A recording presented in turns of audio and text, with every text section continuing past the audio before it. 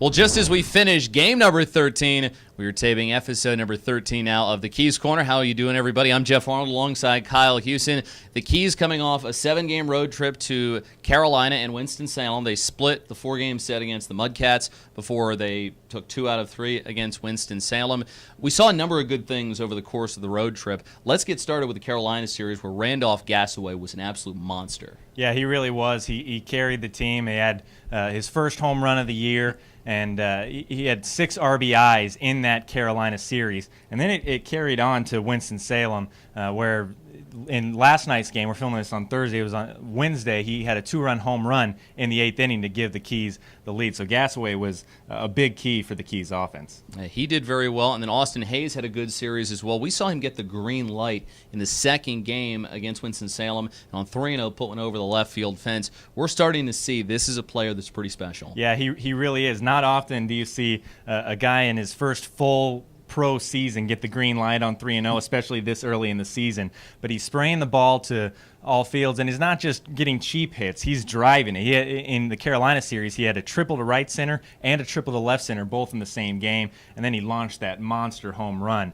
And hitting in the 2-hole in front of Mountcastle and Gassaway, that's a guy that you want in that spot to get things going for the rest of the offense. He has pretty good speed, too. Maybe he steals some more bases as we continue to move along, but a lot of great things what we're seeing from Austin Hayes. The starting pitching came into the road trip as kind of a problem. Yeah. You know, they hadn't done very well, but you get 3 different quality starts over the course of the 7 games. Christian Alvarado gets it started on that Saturday with 6 shutout innings, and then you go from him to Cody Sedlock, 6 innings, 2 runs, 1 earned in his outing against the Dash before Brian Gonzalez puts together a quality start the next night. And I think we're starting to see the development of the starting pitchers, where first outing might be a little challenging as they get accustomed to the Carolina League, but we're seeing flashes of some of the stuff they bring to the table. Yeah, absolutely. I thought that the second time through for all the pitchers, they all made an improvement. And Christian, for him to go out there, get that quality start, he ran into some trouble but was able to get out of it. And then Cody Sedlock doing what he does in his 3rd start, getting a quality start. Brian Gonzalez, I thought, pitched well in the final game against Winston-Salem, throwing his quality start. So I'm excited to see the transformation and the progression that all of these pitchers are making in the starting rotation. And finally, the bullpen, where they had that one game against Carolina final day where it didn't go very well.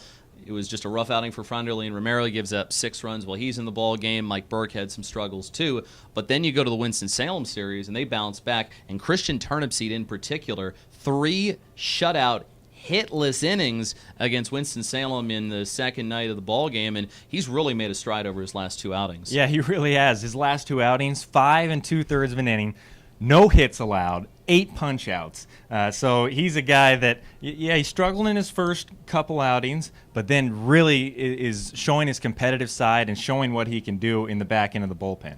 We talked to him before the game on Wednesday, and he told us that his key for success before he goes in, listening to some love music. He likes listening to listening to some Boys for Men. So maybe that's also helping him out too. You never know. You got to do what you got to do to get prepared. Some guys, they like to get ramped up with, rock music and stuff. Some guys just like and he said that doesn't work out for him. Yeah, they listen to Boys to Men, Brian McKnight. He says he puts on a Pandora station, and he knows all the words to every song that goes out there. And if he can continue to pitch like this, I'm gonna buy him all the love songs that have ever been created, and just have him listen to that the rest of the year.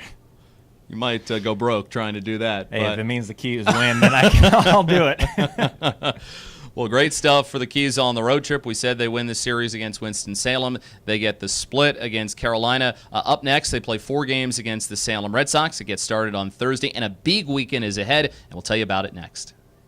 Salem Red Sox are in town, and the Keys have lots of fun promotions coming up this weekend as the team is back home for its 2nd homestand of the year. And get started on Thursday, but this weekend there's tons of fun things planned, and it all gets started with Mystery Night on Friday. That's become the de facto name of it. Mystery Bobblehead and Mystery Ball. what is going to be going on Friday? Yeah, well, the Mystery Ball event was supposed to be on opening night, the one that got postponed to next weekend. So we moved it to the Mystery Bobblehead night to make it a full mystery night. With Mystery Ball, you pay $10, you get a brown paper bag with a signed ball from former major leaguers, current major leaguers, former Keys, you name it. There's around 120 balls that you can purchase, and so that's gonna be fun. The Mystery Bobblehead, same sort of deal. First 500 fans that come in will get a brown paper bag with a bobblehead from a variety of different teams. There's some really creative ones. That one you don't have to pay for. The Mystery Ball event, the money goes to the charity Frederick Keys Care, which is a great cause, and we're excited for the Friday night mystery night. Just so there is no confusion, the Mystery Bobblehead, it is one bag per person. So don't purchase 25 tickets and expect 25 bags. It's not how this works. One bag per person, but we have lots of fun things to choose from. Bobbleheads from different Major League Baseball teams, NHL, college, you name it, it's there. And then there's some bobbleheads that are of some non-sports figures. So maybe you'll win one of those. You never know. Then on Saturday, we have Mount St. Mary's Men's Basketball Day. Of course, the Mount men's team had a great season, winning the NEC title, and then went on to the NCAA tournament, where they really challenged Villanova for one half after they're winning their play-in game. But they will be here, will be honored before the game. And we actually know the two individuals that are going to throw out first pitches on Saturday. Who is it? Take a guess. Junior Robinson. It's not Junior Robinson. Wow. Gosh, that's I don't know. You were just hoping for Junior Robinson. I was hoping for Junior Robinson. 5'5" point guard, the smallest guard in all of Division I college basketball this past year. It's going to be Khalid Nwandu and Will Miller, the two seniors on the Mount men's team that are going to be coming out to the ballpark. So we'll have that. And then Danielle McNerney, who was the CHOP Junior winner. I don't know how many Food Network fans we have out there, but she is going to be here on Saturday. She'll throw out her first pitch, and she's going to be testing some of the new food items at the ballpark. Yeah, she is. There's a lot of new food items, so she's going to be testing that out. And she's just a really impressive girl, because when I was her age, I was making maybe peanut butter and jelly, and I couldn't even do that. Probably screwing that up. And she's on Food Network creating all these immaculate dishes. So, hats off to her for doing what she's doing. So that takes place on Saturday, and then finally on Sunday at 2 o'clock, first pitch. Gates open at 1 o'clock, and when you get to the ballpark, you can go on down to the field, because it's our first Meet the Team event of the season. All the Keys players, coaching staff will be down there too, and you can get some autographs, say hello, and rub elbows with the likes of Cody Sedlock, Austin Hayes, and some of the other cool players on the team. Yeah, some of the guys that we've talked about that have made an impact on the first road trip and throughout the first part of the season, so that'll be fun. It's another Sunday fun day, and also on Sunday it's Catoctin Zoo Day, so that's gonna be fun. There might be some animals here around the ballpark. So overall, Meet the Team is gonna be a great time to be able to individually meet some of these players. We will not be trying to broadcast from a camel or anything. No. So don't worry about that. No. Yeah, there might be monkeys in the booth or something, but I thought that's for the Cowboy Monkey Rodeo. That's true, yeah. Could be. Cowboy Monkey Rodeo, they usually bring the monkeys into the press box. So, but I don't know if we'll have any animals in the radio booth this weekend. Possibly. Maybe. We'll see. Doubtful. But anyways, a lot of great stuff coming up this weekend. You get tickets by calling the box office, 301-815-9939. You can also visit frederickkeys.com. Follow the Keys all season long. You can do that by liking us on Facebook.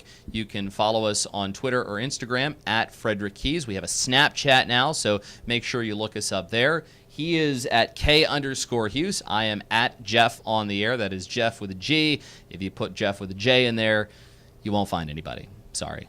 But follow us. We'll have great Keys information, news, promotional stuff, and all kinds of other interesting content as we move along in the season.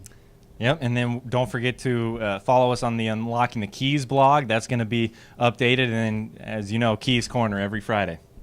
That'll do it for us in edition number 13 of the Keys Corner. He's the big fella, Kyle HUSON. I'm Jeff Arnold. Talk to you next week.